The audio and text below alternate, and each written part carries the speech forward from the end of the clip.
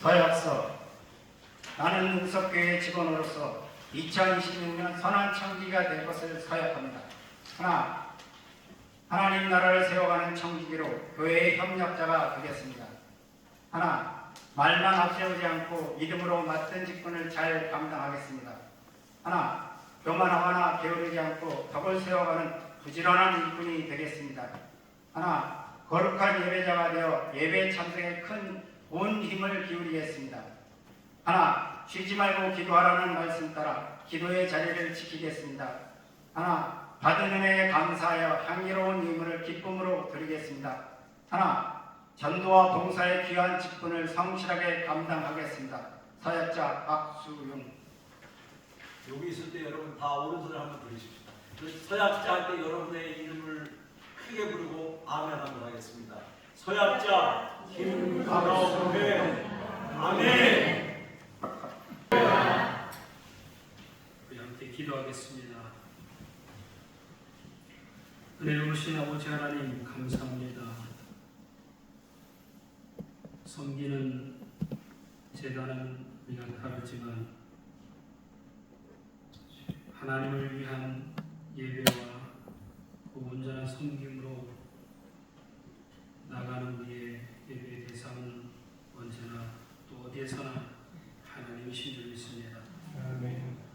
오늘 그 하나님께 예배하는 특별히 직원으로서 헌신을 가지고 결단하는 이 귀하고 복된 자리에 부족한 종이 있었사오니 두렵고 떨리는 마음 하나님께서 붙잡아 주시고 온전히 선포되어져야 할 하나님의 말씀이 온전히 선포되는 이 귀한 자리가 되도록 역사하여 주옵소서. 아멘. 말씀을 통하여 아름답게 세워져가는 아름다운 부흥의 역사를, 성장의 역사를 함께 써내려가는 사랑하는 직원들, 여기 모인 우리 모두가 되게 하옵소서. 아멘.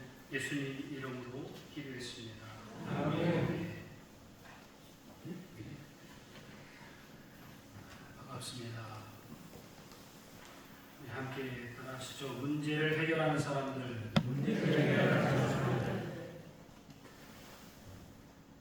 제가 늘 존경하는 우리 목사님 또 우리 인석교회에 와서 말씀을 전할 수 있는 이 기회를 허락해 주신 목사님께 감사를 드립니다.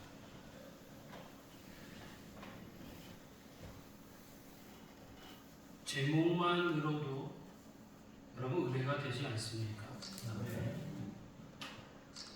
문제를 해결하는 사람들. 문제가 없으면 더 좋겠지만 사람이 살아가는 그 어디든지 문제 없을 수 없잖아요. 그때 그 문제를 해결하는 사람.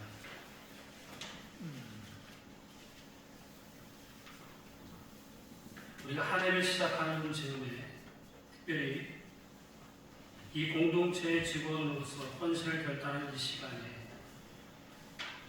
말씀을 묵상하면서 특별히 직원 헌신 예배 설교를 준비하면서 제가 묵상하는 것은 모든 교회들이 꿈꾸는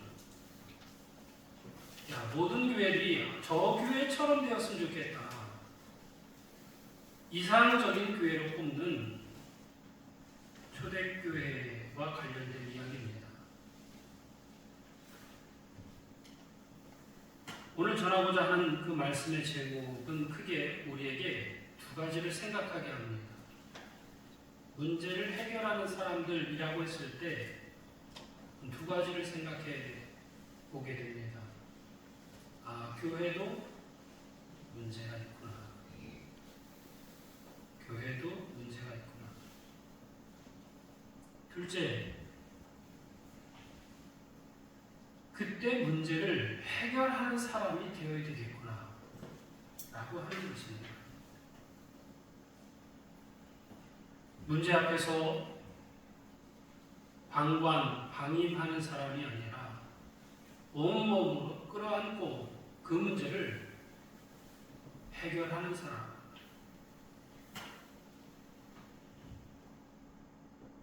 중요한 것은 그 문제적 상황을 해결하라고 직원으로, 집사로, 권사로, 장로로, 또 우리 성도로 부르셨다는 사실을 믿으시기를 바랍니다. 특별히 2026년 직원으로 부르심을 받은 여러분, 교회 안의 다양한 위기와 어려움 혹은 문제적 상황 앞에서 그 문제를 해결하는 사람이 되시기를 바랍니다. 성도가 문제를 해결하는 사람이 된다는 것은 그의 하루 중 아무 때고 하나님의 뜻에 집중하는 삶이 아니면 불가능합니다. 모든 신경이, 모든 관심의 집중이 어디에 되어야 되는가? 하나님의 뜻에 가 있어야 합니다. 그래야 오늘 우리가 오늘 공동체가 마주하고 있는 이 문제 앞에서 해결하는 사람의 입장에 설 수 있습니다.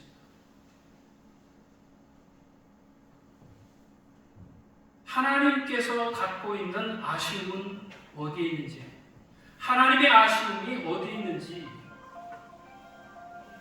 그 하나님의 아쉬움에 믿음으로 반응하는 사람이 되어야 합니다.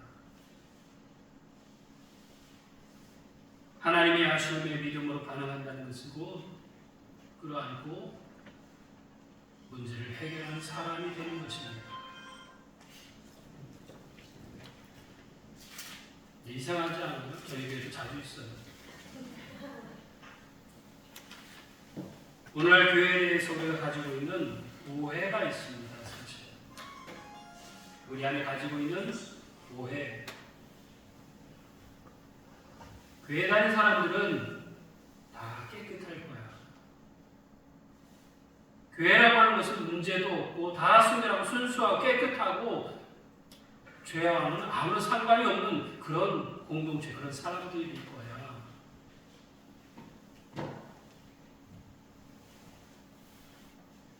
그런 사람들이, 그런 생각을 가지고 있는 사람들이 신앙의 출발을 이뤘다면 교회의 속사를 마주하고서는 깊은 고민에 빠질 겁니다. 고민 정도가 아니라 시험에 들기도 하겠죠. 또 그 정도에 따라서는 신앙의 회의감이 들기도 할 겁니다. 교회도 이렇단 말이야. 우리 왜 신앙생활을 해야 되지? 교회를 왜 다녀야 하는 거지? 여기도 별것 없네. 이 사람들도 우리랑 세상 밖에서 교제하는 사람들과 별반 다를 게 없네. 회의감이 들기도 하죠.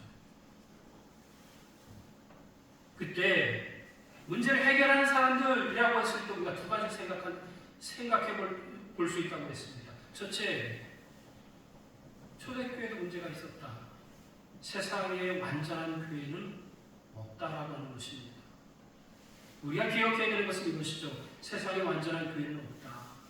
왜? 교회의 구성을 이루고 있는 사람들 자체가 완전하지 못해요. 완전하지 못한 사람들이 공동체를 이루고 무리를 이루고 모임을 이룬 이곳에 완전함을 기대하는 것 자체가 무슨 일이에요? 완전한 교회는 없어요.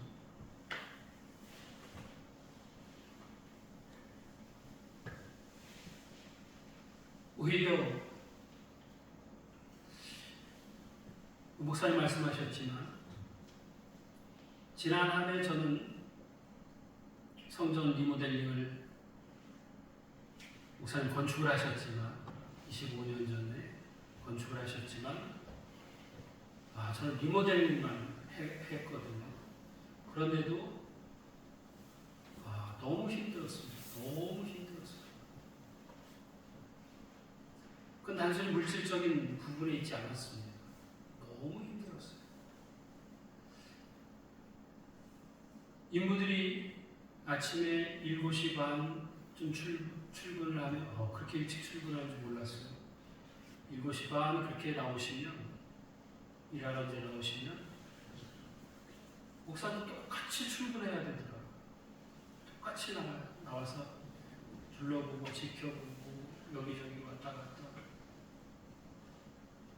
지금은 성전으로서 혹은 하나님을 예배하는 보다 정결한 모습으로 이 시공간을 갖춘 그런 면모를 갖추었지만 한참 공사가 진행 중일 때 온갖 쓰레기라는 쓰레기는 다 여기에 다 모아놨는데요. 치우고 치워도 끝이 없습니다.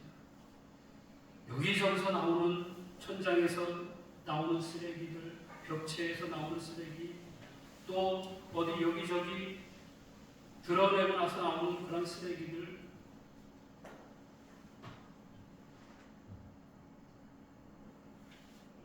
공사하면서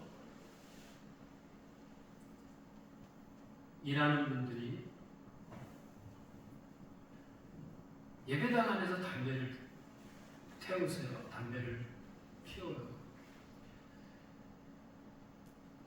우리 성전은 베들교회 성전에 공사를 하면서 이런 분은 없었으면 하는데 그런 경우를 마주치지 않았으면 좋겠는데 라고 하면서 시작했는데 그런 분이 계셨어요. 반장님을 불렀어요. 인부들, 일하시는 분들, 이게 성전이지 않느냐, 이게 교회인데 일하시면서 이 안에서는 담배 피우지 않았으면 좋겠다. 새롭게 이렇게 가꾸는데 냄새가 되면 어떻게 하겠냐. 또 수시로 목사님들 모시고 방문하시는데 인부들이, 일하시는 분들이 담배를 태우고 있으면 이게 덕이 안 된다. 밖에서 태우셨으면 좋겠다. 반장님이 굳이 불러서 이렇게 이야기를 좀 했습니다. 또 황국 부장님이, 저희 형님이 공사 책임자로 모든 것을 이렇게 다 이렇게 저기 하는데 책임을 맡고 있는데 또 한 장로님한테 일하시는 분들이 이렇게 하시면 어떻게 하냐 얘기를 좀 해달라. 근데 뭐 공사 내내 이렇게 붙어 있는 게 아니니까 여기저기 왔다 갔다 하니까 반장님 책임만 이렇게 해야 되는데 반장님이 들어오세요. 반장님부터. 제가 3층에 있다가 이제 일하시는 정도를 이제 살펴보려고 뒷문을 열고 예배당 문을 열고 이렇게 들어오면 일하시는 분이 후적합니다. 벌써 이게 연기가 이게 있어요. 이렇게 예배당에 너무 마음이 안 되고 또 주의를 주고 했더니 나중에는 이 창문 밖으로 머리만 내밀고 2층에서 말이죠. 그건 그렇게 어려운 거예요. 2층에서 당신 머리를 내밀고 그럼 담배를 태우죠. 그것만 해도 참 감사하다. 지금은 그런 예배당으로서의 그런 모습을 면모로 갖추었지만 한참 공사가 진행 중일 때 과연 여기가 예배당이 맞나 싶을 정도의 쓰레기, 먼지, 온갖 잡다한 도구들, 공사 장비들,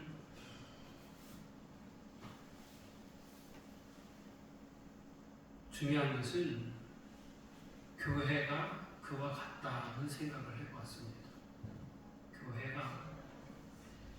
여러분, 교회는 완전한 교회가 없다라고 했을 때 그 이유는 깨끗하게 다 정돈된 모습으로 먼지 하나 굳이 찾아보지 않으면 보이지 않을 정도의 깨끗한 모습을 갖춘 곳, 그런 의미가 아니라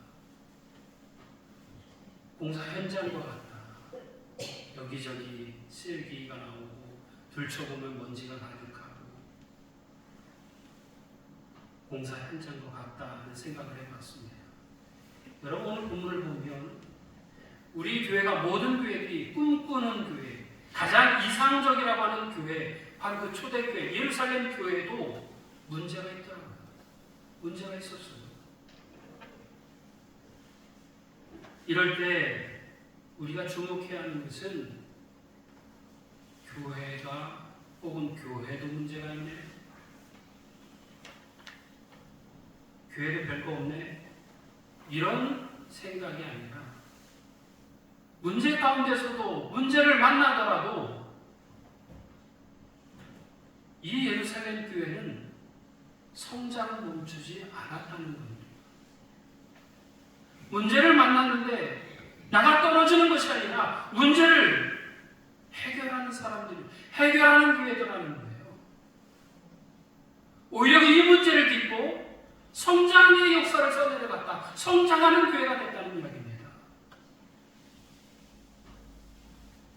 그러면 우리가 궁금한 것은 이 교회가 어떻게 그렇게 멈추지 않는 교회가 될 수 있었지? 문제 앞에서도 어떻게 그렇게 당당할 수 있었지? 어떻게 그렇게 견고하고 단단할 수 있었지? 라고 하는 거예요. 교회가 문제가 있네 없네 이게 아니라, 교회도 별거 없네 이게 아니라, 나가 떨어지는 마음을, 생각을 먹는 게 아니라, 이 교회는 어떻게, 무엇이 강점이어서 오히려 성장하는 교회가 될 수 있었을까?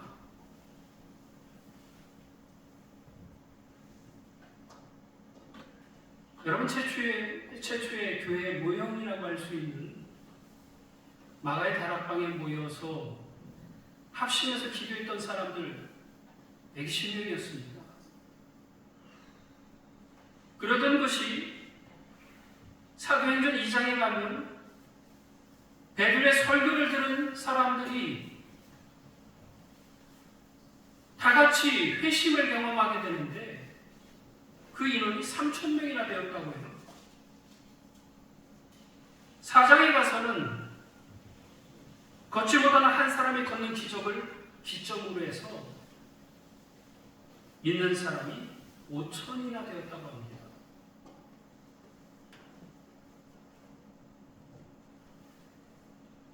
베델교회도 사실 설교 때 잘 반응이 없거든요. 용석교회도 무슨 반응이 우리 교회가 똑같은데 익숙합니다. 5,000이나 됐대요. 이제 늦었어요 이제. 여러분 놀랍지 않아요? 120명이 3,000이 되고 3,000이 5,000씩 되고 놀랍잖아요. 5장에 가서는, 사도행전 5장에 가서는 허다한 사람들이 얼마나 많으면 허다한 사람들이 신앙을 갖게 되었다라고만 기록을 해요. 허다한 사람들이 신앙을 갖게 됐다. 병 고침을 받고,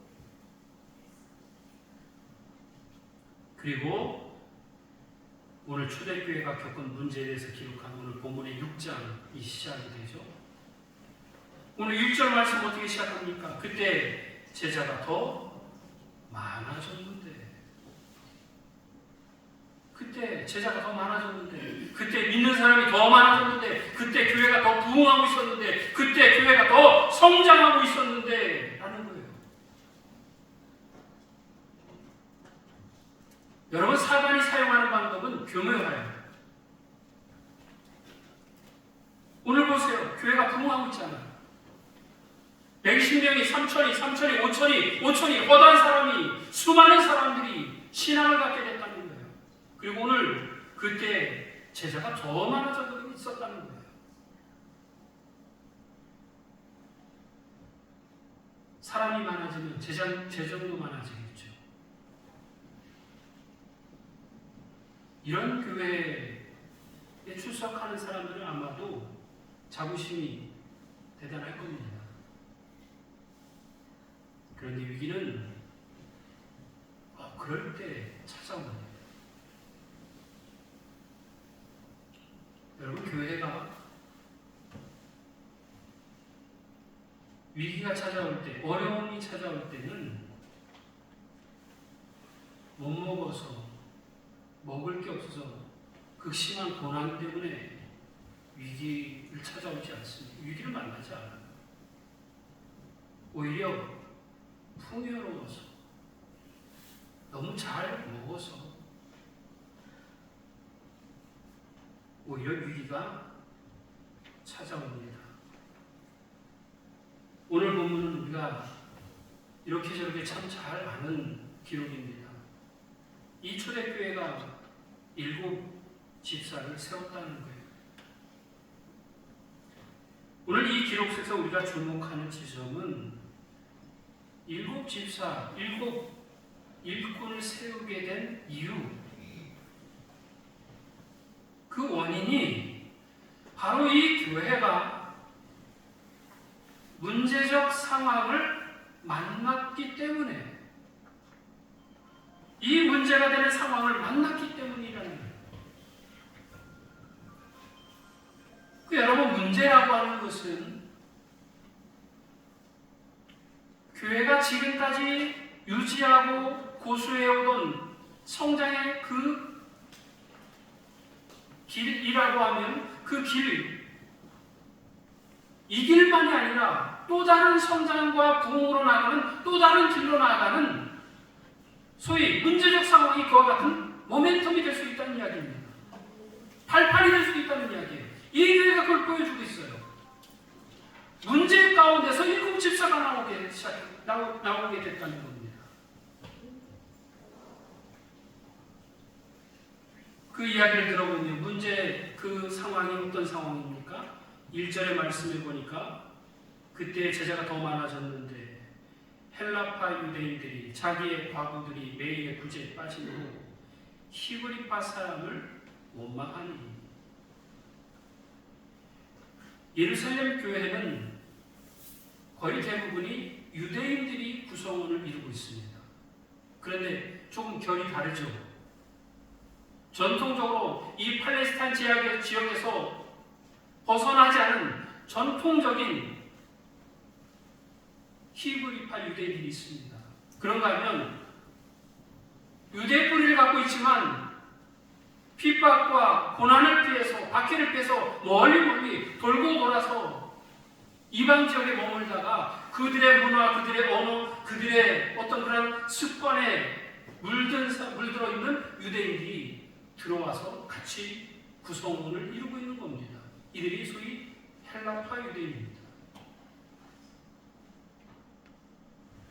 그런데 이들 둘 사이에 묘한 긴장감이 있는 겁니다. 사실 여러분, 이런 긴장은 건강하게 작용할 수 있어요, 얼마든지. 그런데 이런 것이 잘 감춰져 있다가 평상시에 드러나지도 않죠. 그런데 특정 상황에 탁 들어가게 되면 이 긴장이 불편하게 작용을 합니다. 그것이 오늘 1절의 말씀이었습니다. 구제하는 그런 상황 속에서, 그 사역 속에서 헬라파 유대인 쪽, 헬라파 사람들, 유대인 쪽의 바보들이 구제에서, 명단에서, 그 리스트에서 자꾸 빠진다는 겁니다. 왜 하필 꼭 그런 일이 나타나는지 모르겠어요. 그런데 결과는 어쨌든 그렇게 나타났습니다.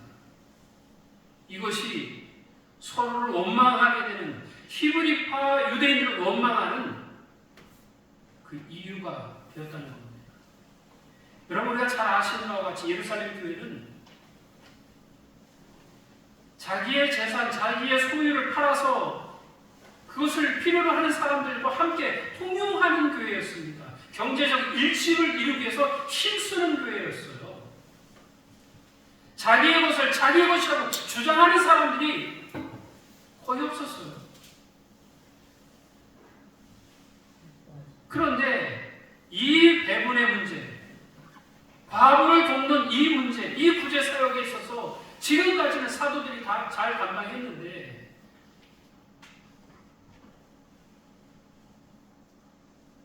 사람이 많아지니까, 교회가 부흥하니까 120이 3,000이 되고 5,000이 되고 수많은 허다한 사람들이, 믿는 자가 더 많아지니까 이제 사도들이 감당하기 어려워지는 거예요. 그런 상황 속에서 헬라파 이 출신의 과부들이 구제에서 제외되는 것을 보게 되었고 이것을 가지고 원망하기 시작했다. 여러분, 교회가 원망이 싹이 트기 시작하면 걷잡을 수 없습니다. 좋은 이야기는 잘 퍼지지도 않아요. 근데 원망은 말하지 않아도 정말 금세 확 퍼지죠. 하나님의 뜻은 하나 되는 데 있습니다. 할렐루야. 아멘. 우리 교회도 꼭 이렇게 할렐루야 해야 할 거 아니에요. 아주 익숙합니다. 하나님의 뜻은 하나 되는 데 있어요. 근데 우리는 자꾸 나눠요. 내 편에, 내 쪽에 선 사람이 누구인지를 자꾸 들어요. 그쪽에 선 사람이 누구인지를 자꾸 보게 돼요. 하나님의 뜻은 나누는 데 있지 않습니다. 원망이 뭡니까? 나누는 거예요. 원망의 본질은 나와 그쪽을 나누는 데 있어요. 교회 안에서 역사하는 사단의 입이 늘 그렇습니다. 나눠지게 만들어요. 하나 되는 일을 끊임없이 회방을 놓습니다. 서운하게 만들고 섭섭하게 만들어요. 그래서 서운한 사람들끼리 모이게 만들어요. 그 사람들끼리 여론을 만들어요.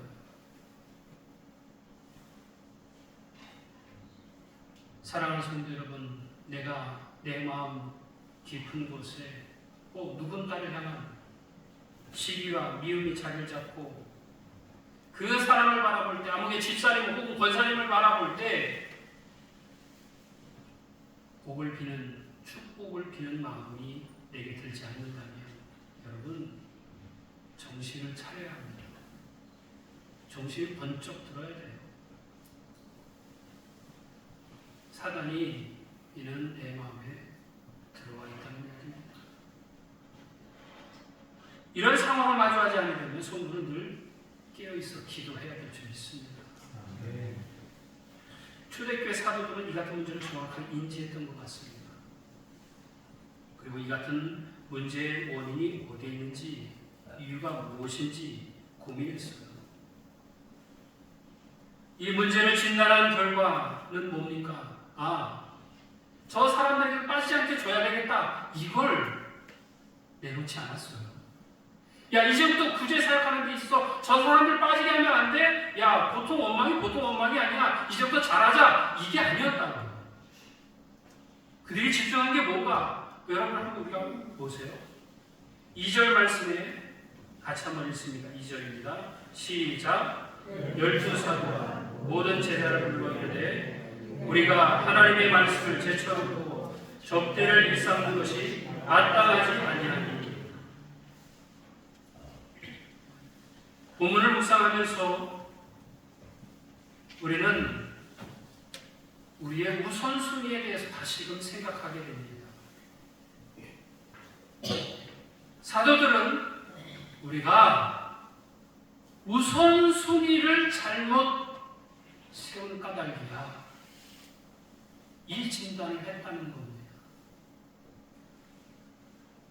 즉, 이렇게 판단 내린 이 문제적 상황에 대해서 이렇게 판단 내린 것은, 의미는 사람들이 막 원망하고 서로를 시기하고 다투고 분쟁이 일고 네 편 내 편이 나누어지고 이 상황이 결국 우리의 문제라고 봤다는 겁니다.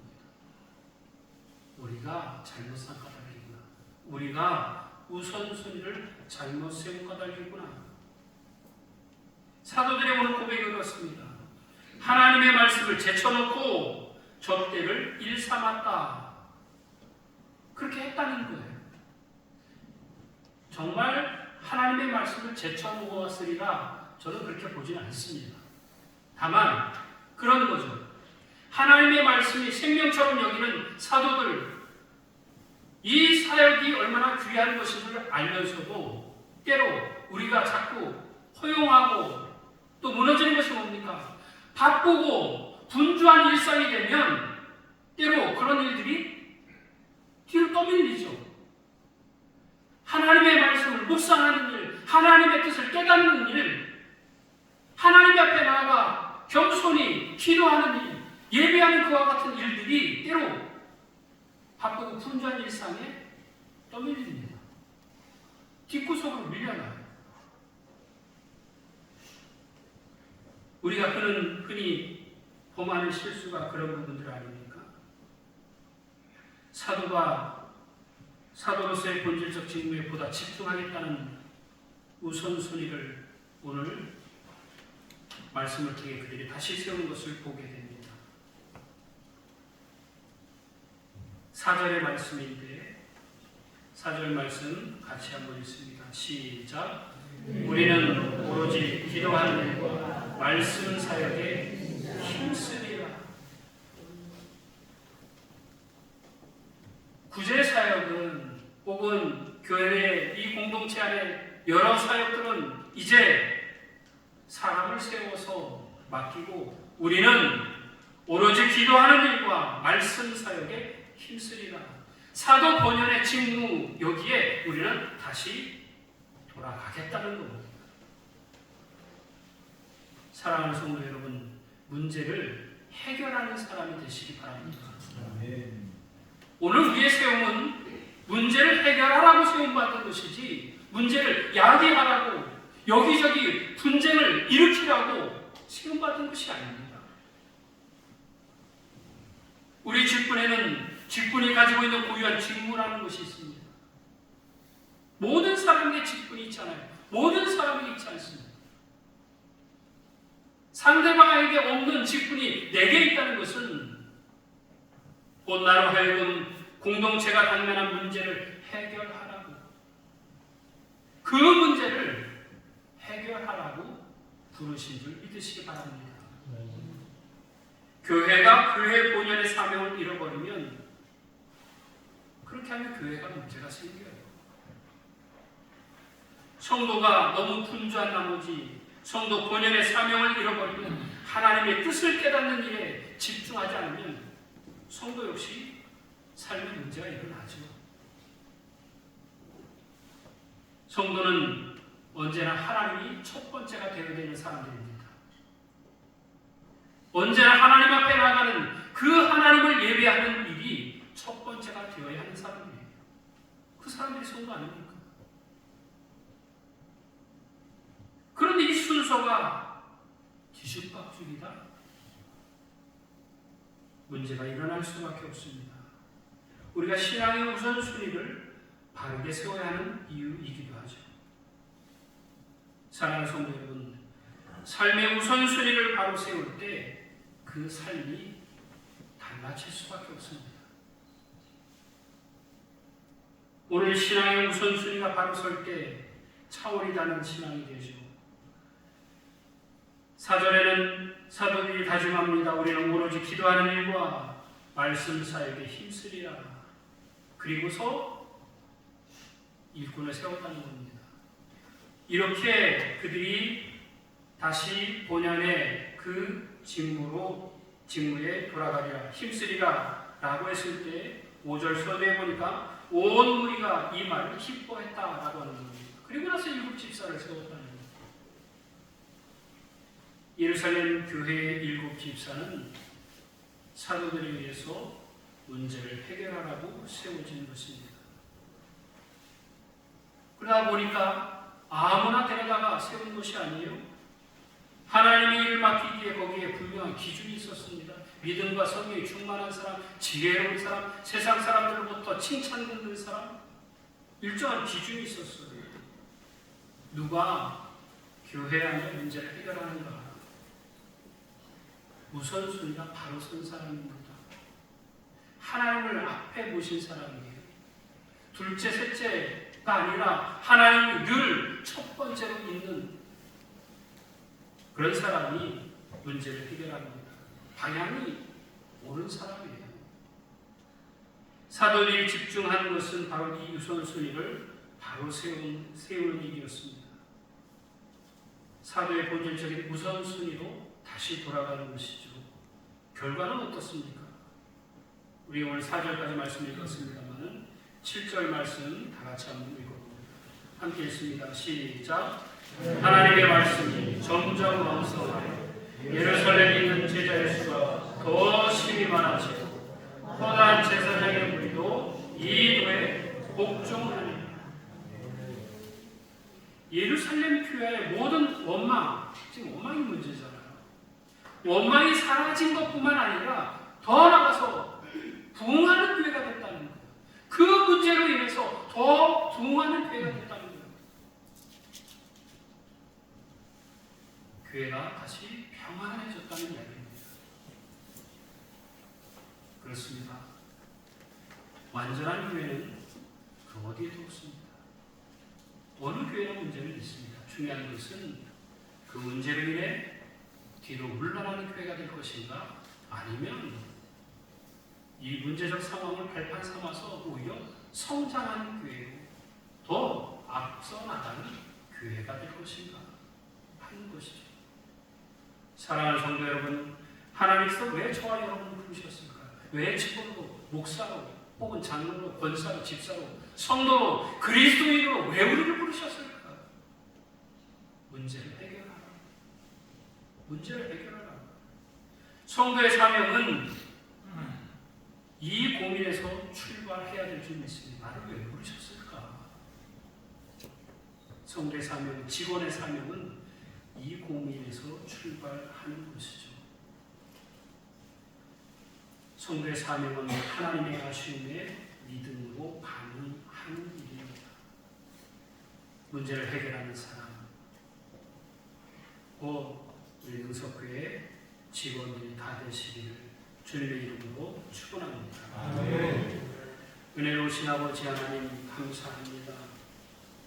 귀한 시간 말씀을 통하여 우리 안에 문제적 상황을 마주할 때 뒤로 물러나는 것이 아니라 나가 떨어지는 것이 아니라 오히려 그 문제를 끌어안고 하나님의 일하심을 기대하면서 간절히 기도하며 나가는 사람, 삶의 우선순위, 신앙의 우선순위가 건강하고 바로 세워져서 하나님 어느 때든지 앞서 있는 사람, 하나님의 뜻을 알기 위해 늘 부르짖어 기도하는 사람, 그들이 곧 문제를 해결하는 사람이 되는 줄 믿습니다. 오늘 사도들이 그랬고 7 집사들이 세움받은 그들이 또 문제를 해결했던 것처럼 오늘 우리들이 문제를 해결하는 사람 되기를 원합니다. 특별히 그와 같은 직원들이 다 되게 하여 주옵소서. 예수님 이름으로 기도했습니다.